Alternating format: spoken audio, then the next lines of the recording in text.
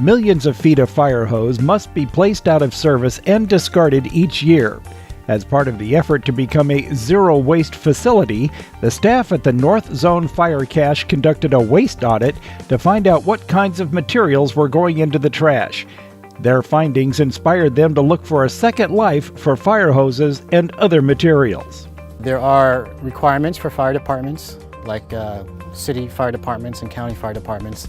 The hose has to be tested every single year, and depending on the local ordinances and codes, it's usually about 300 psi most of the time.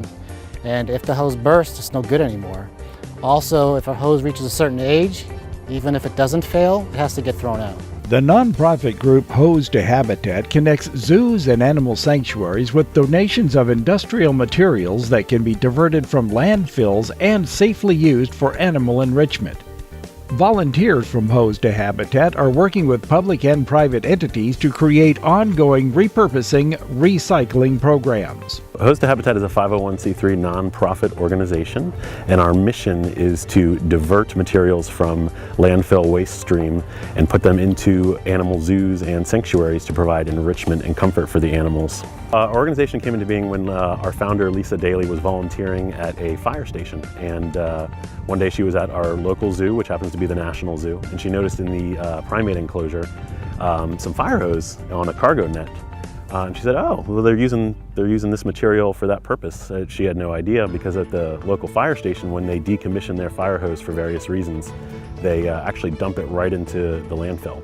And so she noticed that there was a place where this material could be diverted to, and for a really good cause.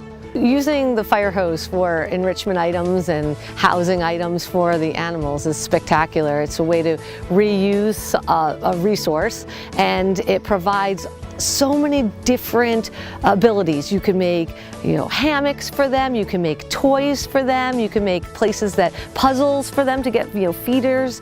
It's just super fun. It's endless possibilities with a great resource. We started with fire hose from the local departments, but we quickly realized that there are a number of industrial waste materials that are going into the landfill stream that could be diverted for use in these facilities.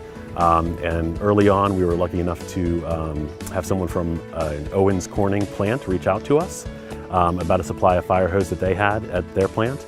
And that quickly, after having discussions with them and some of their leadership, that quickly grew into what is now a really flourishing partnership where we have 29 plants internationally that are partnering with local zoos and sanctuaries to divert material that they have waste from their warehouses and diverting it to these sanctuaries and zoos to make use of the material.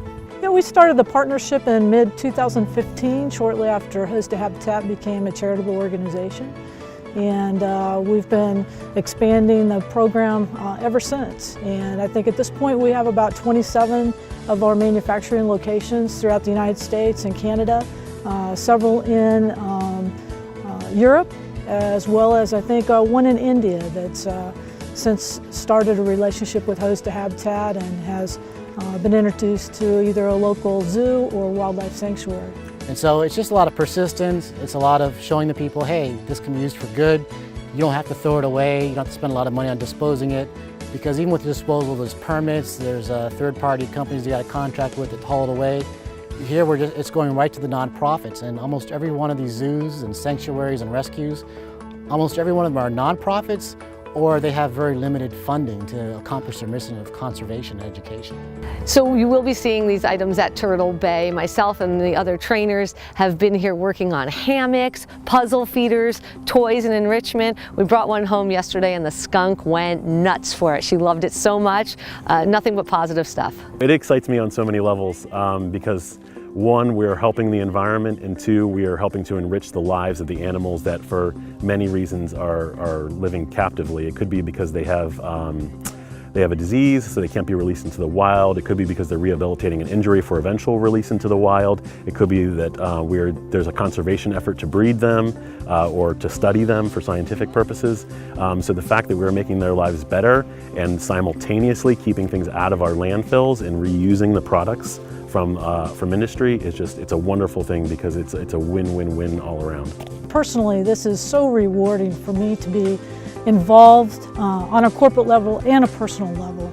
And it's just you get warm and fuzzies when you attend these types of events, and then it's even more rewarding when you see the pictures that come back with the animals using the things that we have donated or that have been made in these workshops. If you love animals and you love the environment, please reach out for our Facebook page or our website and just let us know if you have any ideas for enrichment items that could help the animals, or if you just know of any materials that you think, hey, you know, this could serve another purpose, this could have another life as another object or in a different setting, then please just contact us, let us know your ideas. We'd love to hear from you.